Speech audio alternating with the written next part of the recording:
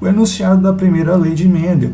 Mendel disse que cada caráter é determinado por um par de fatores que se separam na formação dos gametas, indo apenas um dos fatores do par para cada gameta que é puro. A princípio pode parecer confuso, né?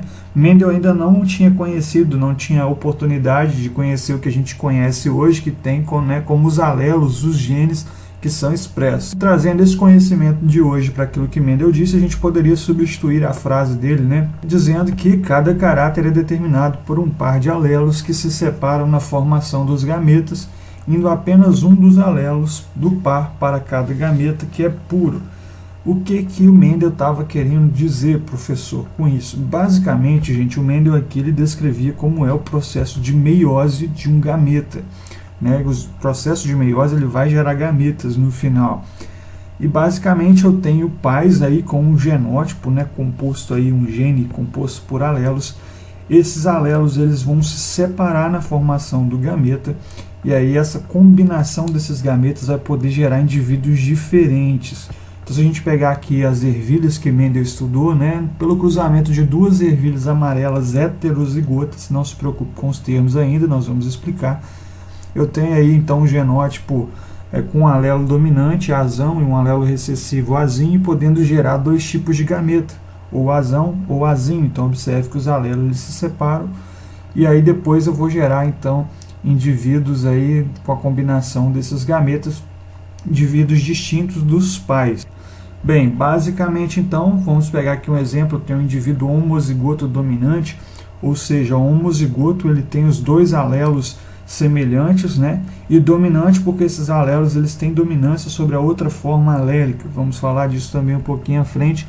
Então tem aí o azão, né? O A maiúsculo, e aí cada cromossomo desse carrega um desses alelos, ele vai se duplicar primeiro. E aí eu tenho então dois cromossomos azão, vou tratar assim o termo, e no final isso vai se dividir e gerar, né, a possibilidade de 4 gametas aí azão.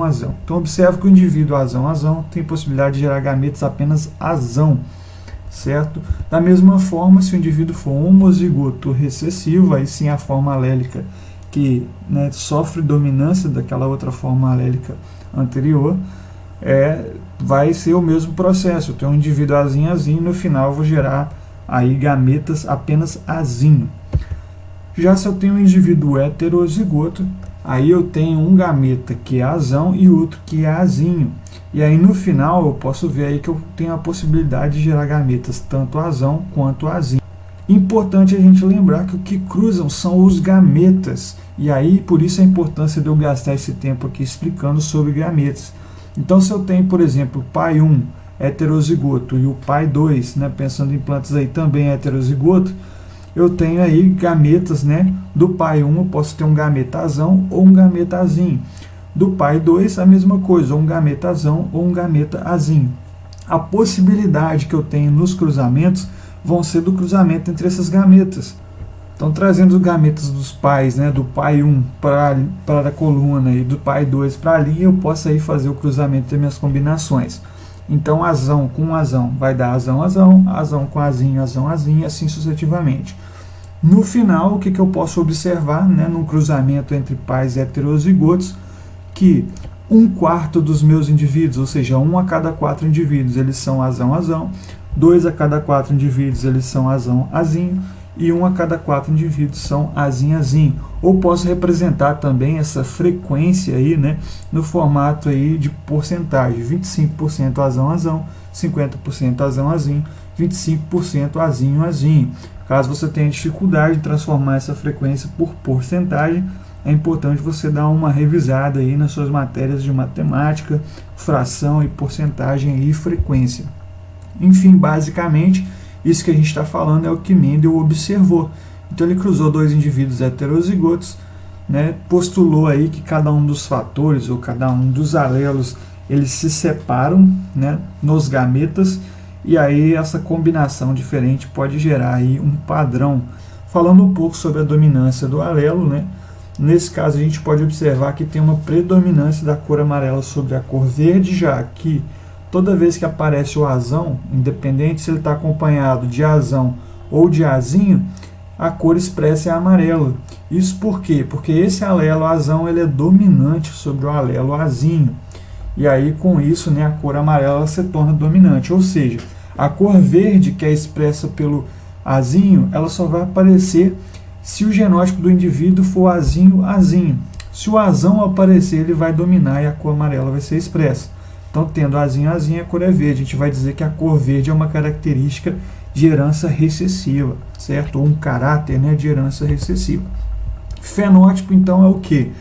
É basicamente o caráter expresso, geralmente visível a olho nu. Um exemplo, a cor das sementes. A semente é amarela, é verde, formato de folhas, textura dos grãos. Vai ser muito comum esses exemplos de características aí nos exercícios que a gente vai ver nos próximos vídeos. Já o genótipo refere-se à combinação alélica no DNA do indivíduo, referente ao caráter estudado. Um pouco complicado, vou simplificar no próximo slide. Simplificando, né, na prática, como é isso? Fenótipo é a cor do grão, então nesse caso aí das ervilhas, se o grão é amarelo ou verde, é o fenótipo. E o genótipo já é a composição do DNA dos indivíduos. Indivíduos azão, azinho ou azinho. Então eu já estou dizendo como que está a organização alélica deles. Se tratando de frequência, né? Por isso que a gente está falando aí 3/4, 1/4, 50%, porque a gente está falando, os exercícios vão pedir frequência fenotípica e genotípica. Então, exemplo é a frequência fenotípica, eu tenho 3 em cada 4 grãos amarelos, 1 em cada 4 grãos verdes. Frequência genotípica, 1 a cada 4 grãos azão, 2 a cada 4 grãos azinho e 1 a cada 4 grãos azinho. Também posso expressar em porcentagem, como a gente viu antes. Basicamente isso, eu te espero no próximo vídeo. Então não esqueça de se inscrever, compartilhar esse vídeo, dizer se você gostou ou não. O vídeo, embora um pouquinho mais longo, é um vídeo introdutório para a gente entender melhor os exercícios que vêm a seguir. Forte abraço para você, eu te espero no próximo vídeo.